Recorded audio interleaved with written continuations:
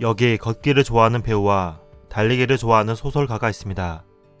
하정우와 하루키입니다. 하정우는 하루 3만 보를 걷습니다. 아침에 일어나자마자 러닝머신에서 50분 걷고 강남에서 마포까지 출근길을 걷습니다.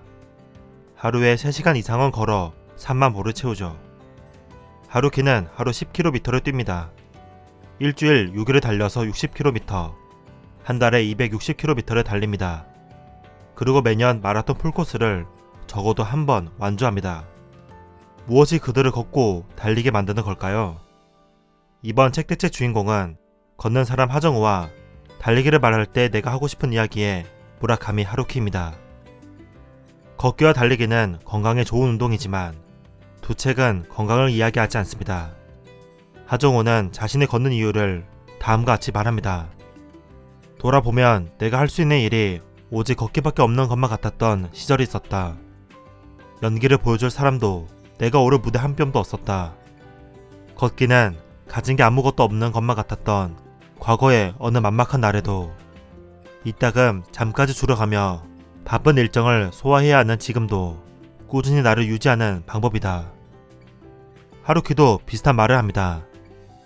하루에 1시간쯤 달리며 나 자신만의 침묵 시간을 확보한다는 것은 나의 정신위생에 중요한 의미를 지닌 작업이었다.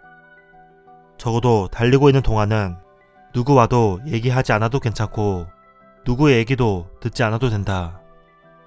하정우는 영화를 찍기 위해 걷고 하루키는 소설을 쓰기 위해 달립니다. 그것이 그들을 계속 생산적인 일을 할 수 있게 하는 원천이었습니다. 하루키는 32살이 되어서야 달리기를 시작했습니다. 심야 술집을 운영하다가 전업 소설가가 된 하루키는 체력의 문제를 느낍니다. 아침부터 밤까지 책상에 앉아 원고를 쓰는 생활만 하게 되자 살은 찌고 체력은 떨어진 것입니다.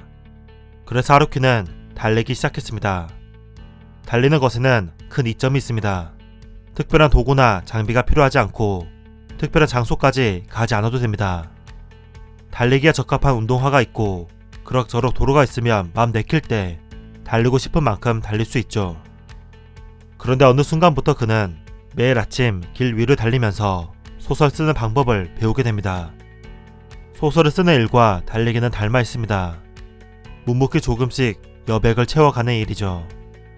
그는 빨리 달리고 싶다고 느껴지면 나름대로 속도를 올리지만 무리하지 않고 시간을 조절합니다. 몸이 기분 좋은 상태 그대로 내일까지 유지되도록 합니다. 장편 소설을 쓸 때도 마찬가지입니다. 그는 더 쓸만하다고 생각될 때 과감하게 펜을 놓습니다. 그렇게 하면 다음날 집필을 시작할 때 쓰고 싶은 게 이미 많아 편해지기 때문입니다. 계속하는 것, 리듬을 단절하지 않는 것이 장기적인 작업을 하는데 중요하다고 하루키는 말합니다. 하정우는 걷기를 통해 인생을 생각합니다. 그가 하와이에서 친구들과 하루 10만 보를 걸을 때의 일입니다.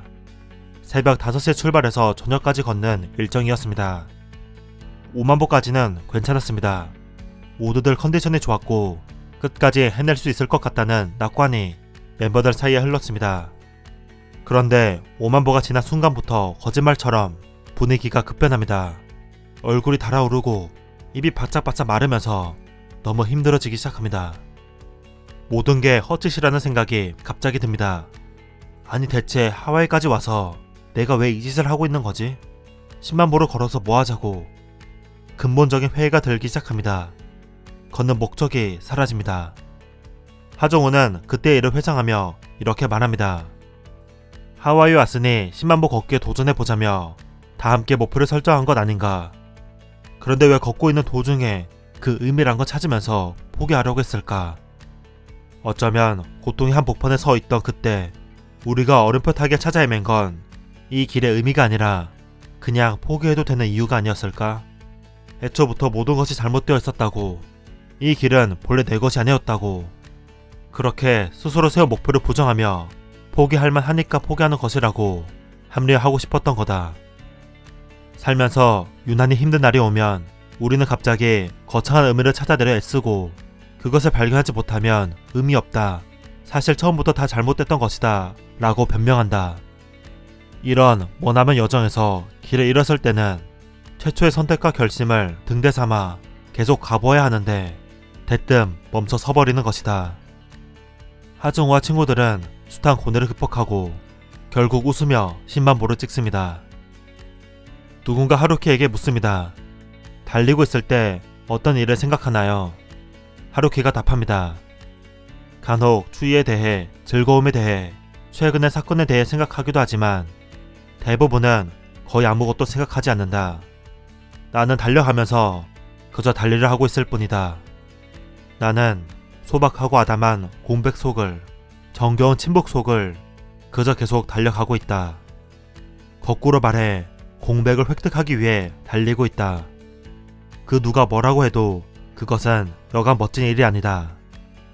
신기하게도 두 책을 읽으면 읽을수록 지금 바로 바깥에 나가 걷고 달리고 싶어집니다. 그리고 이런 생각이 듭니다.